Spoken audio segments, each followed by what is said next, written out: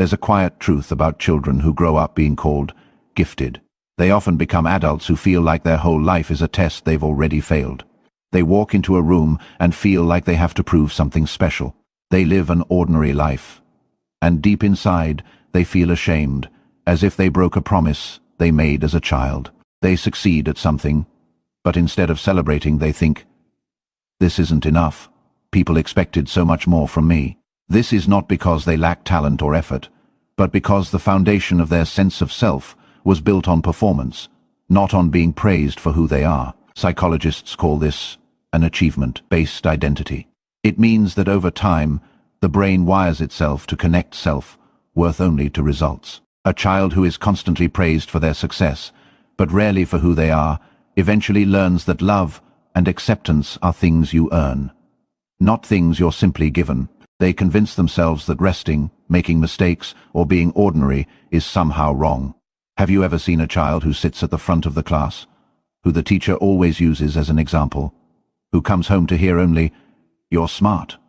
You can do this"? Maybe you've seen this at a relative's house or in your own childhood. The child who tops every test, wins every competition, and who no one ever tells, "You must be tired, go rest." On the surface, everything looks fine.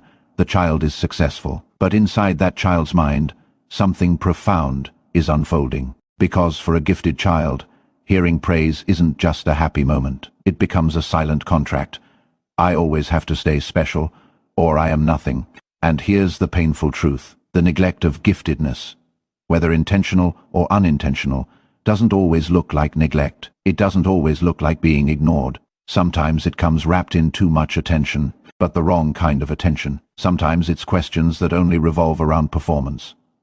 What grade did you get? Instead of how are you feeling today? Sometimes it's emotional needs being overlooked, because parents assume this child will handle it. They're smart. But the psychology of the gifted child runs deep. It shapes how they see themselves, how they see effort, and how, decades later, they fear failure. We often assume smart children are naturally happy and secure, that their talent protects them. And it's true that their talent gives them a lot. But talent cannot replace emotional safety. When a child learns that their worth is only in their performance, they adapt by hiding their struggles, hiding their exhaustion, and believing that their real self, the tired, imperfect one, won't be accepted by anyone. And this adaptation, which earns them praise in childhood, can quietly haunt their adulthood in ways they may not even recognize. From a psychological perspective, validation isn't just about feeling good. It's about the foundation of identity. Research in developmental psychology consistently shows that children need two kinds of attention to grow up healthy. Attention for what they do and unconditional love for who they are. If they only get the first and never the second, the child learns that their worth is conditional. Alice Miller, a well-known child psychologist, wrote that a child who is made special to fulfill their parents' feelings or wishes becomes cut off from their true self. They learn to suppress their real desires and needs in order to keep playing the successful role that the people around them love. This becomes the blueprint for their future, wearing a mask over the value of their real self. This isn't an exaggeration. Studies in neuroscience show that when a child's worth is constantly tied to performance, their brain starts to treat mistakes as a threat. The stress response activates whenever they're not perfect or complete.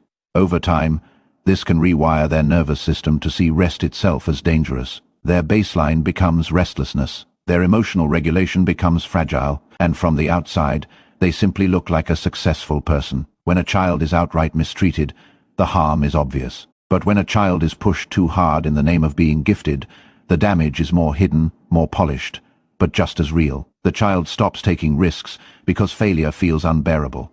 They stop trying new things because they only attempt what they're already good at. Over time, they drift away from their real interests and only chase the things that bring praise. Psychologists sometimes call this the root of imposter phenomenon. Unlike the extra praise of childhood, which looks like happiness, this inner pressure leaves scars hidden beneath the surface. These scars often don't fully appear until adulthood, when the grown gifted child faces blocks in university, career, or relationships that they can't quite explain to themselves. For example, many adults who were called gifted in childhood constantly feel like a fraud, afraid that one day their real self will be exposed. They avoid new challenges, because if they try and fail, it will disprove their smartness. But if they never try, they can always say, "I never really tried, otherwise I could have done it." This traps them in a strange kind of paralysis, neither trying nor failing. Imagine being 10 years old and running home from school with a report card full of A's that you're proud of. At home, all you hear is, "Good." Next time, all of them should be a plus. You try again, and the whole report card is a plus. But this time, there's no special reaction. It's just treated as normal. Now imagine this happening not once, but dozens, even hundreds of times over childhood. The child learns that success is not a source of joy, but just another requirement that must be met. And years later, as an adult, that same person chases the next challenge after every win, never pausing to feel content. The gifted child becomes the adult who never feels like enough. Research confirms this. Studies on achievement-oriented parenting show that children who are praised only for their performance show higher rates of anxiety and perfectionism in adulthood, no matter how objectively successful they are. In other words, even if that adult has a degree, a career, or respect, a quiet voice inside always says, "Still not enough." Most parents who put this kind of pressure on their children don't do it out of cruelty. Often, it's the result of their own upbringing, their own unfulfilled wishes, or simply not understanding that how you praise a child matters too. A parent who struggled through their own life may find comfort in their child's success. A parent who never got to fulfill their own dreams may expect their child to complete everything they couldn't. And the culture of social comparison, school rankings, achievement charts, comparing kids to each other, adds even more intensity to this pressure. But intention doesn't erase impact. The pressure feels the same to the child regardless of why it happens. That's why understanding the psychology of the gifted child matters so much. Because awareness is the first step to breaking the cycle. Gifted children often develop coping mechanisms that at first glance look like strengths. Some become intense perfectionists, trying to make everything flawless. Some constantly chase achievement, moving from one degree to the next, one promotion to the next, never stopping to feel satisfied. Some self-sabotage, deliberately putting things off until the last minute, so that if they fail they can say, "I never really tried, otherwise I would have succeeded." But beneath these strengths is often a fearful exhaustion. The perfectionist child grows into an adult who can't forgive their own mistakes. The achievement chaser grows tired from constantly running after next, never enjoying being here. The self-saboteur becomes afraid of their own real ability. And perhaps the most heartbreaking shift is in the gifted child who grows up to visibly underachieve, who despite every prediction of a brilliant future, lives a life that others see as ordinary. People ask, "You were so smart. What happened?" But in reality, this person is often so weighed down that even trying feels dangerous. It isn't apathy, it's a deep fear. If I try my absolute best and it's still not enough, then I'll have no excuse left. Gifted, labeled children rarely talk about this experience, because society says, "You have no right to complain, you had everything." There's no dramatic story to tell, no clear trauma to point to, no visible scar to show, just an invisible inner battle. And that silence itself becomes a barrier. Adults who were gifted as children often hesitate to seek help, because they feel, "I don't have a real problem.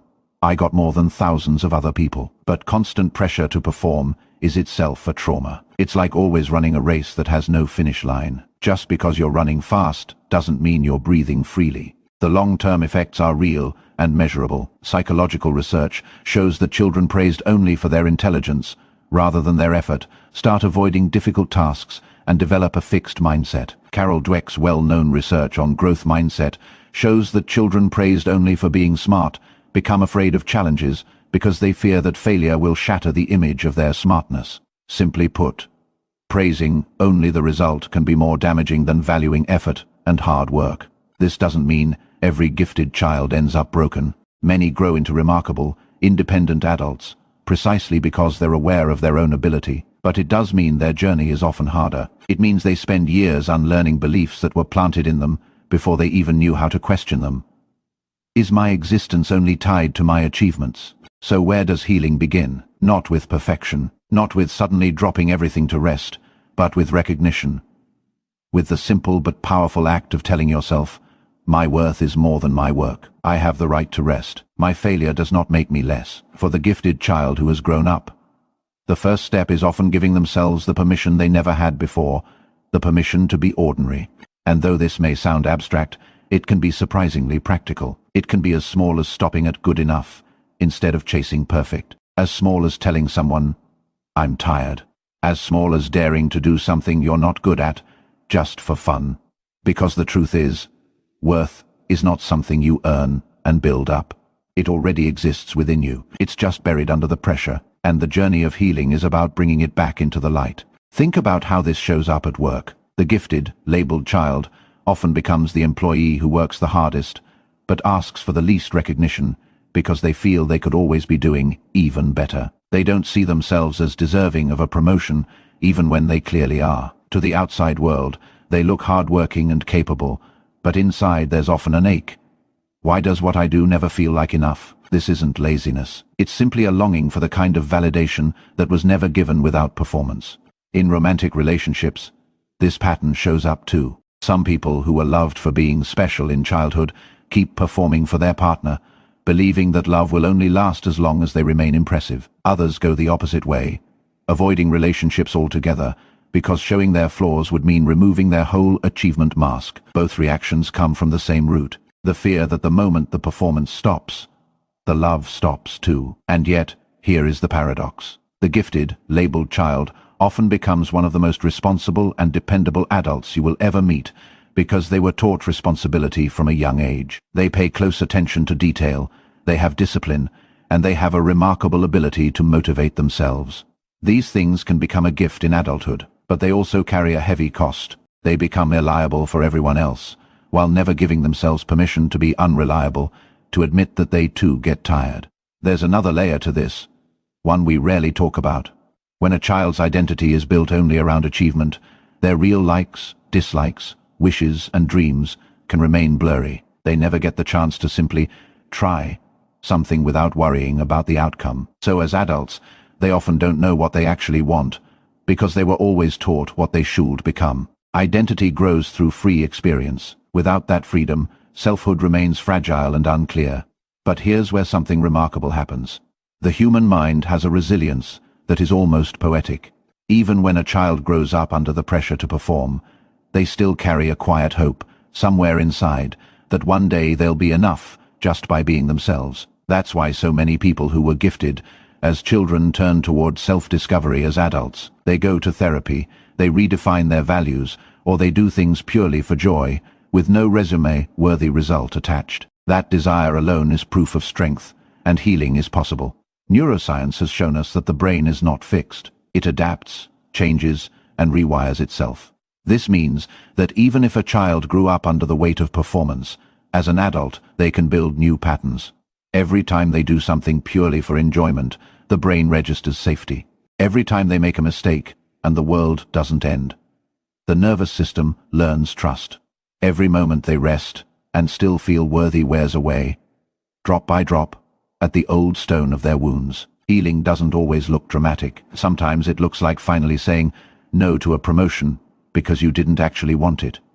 You just wanted the praise. Sometimes it's daring to say, "I'm really tired," instead of hiding it. Sometimes it's sitting alone and whispering to yourself, "My worth is more than my results, even if no one taught me that before." These small moments are actually revolutions because they push back against years of a performance-based life. And the truth is, none of this is easy. Gifted, labeled children often grow into adults who fear failure more than anything. So resting can feel terrifying. Being ordinary at something can feel like defeat. Asking for help can feel like weakness. But the courage to do those things, despite the fear, is what slowly repairs the self. It's important to say this too. Parents who put this kind of pressure on their children are not always cruel. Sometimes they grew up the same way themselves. Sometimes they struggled to find their own place in the world and believe that only hard work and achievement bring safety. This doesn't excuse the wound, but it reminds us that cycles of performance-based love often stretch back through generations. When an adult begins to heal from this pressure, they are not only healing themselves, they are breaking a chain that may have lasted decades. Think of it this way. Every gifted child who learns to value themselves unconditionally becomes a parent, a friend, or a partner who loves others unconditionally too. Every child who learns to separate their true worth from their performance becomes someone who teaches others that their value is more than their results too. Healing ripples outward. And this brings us to one of the most important truths. The gifted, labeled child often feels like no achievement in their life is ever enough. But in reality, their story carries immense power. Their journey away from a life ruled by performance can inspire others in ways they may never know. By sharing their truth, they remind people who look successful on the outside, but feel exhausted on the inside, that they are not alone. By daring to heal, they open the door for others to heal too. So if you were that child, if you ever felt crushed under the weight of praise, if you ever felt like your worth was tied only to your next result, if you ever wondered whether just being could ever be enough, let me say this to you now. You are not just your achievements. You still matter, whether you are achieving something or not. Healing is not about erasing the past. It's about giving yourself the permission you always deserved. The permission to be ordinary, to be tired, and to feel worthy without any condition attached. It's about learning to see yourself not through the eyes of performance, but through the eyes of compassion. It's about realizing that being called gifted shaped you, but it does not define you. The psychology of the gifted child is a story of pain, yes, but also of extraordinary resilience. It's the story of how praise can create wounds, but also how freedom from that praise can create wisdom. It's the story of how always being special can feel like a cage, but it can also fuel a deeper empathy, a deeper hunger for self-discovery, and a deeper search for real meaning. In the end, the child who was called gifted often becomes the adult who sees others not for their performance, but for who they truly are. And in that choice, imperfect, messy, brave, they discover something profound. They were never truly a failure. They were simply waiting to learn that worth is not something you earn. It's something you already are.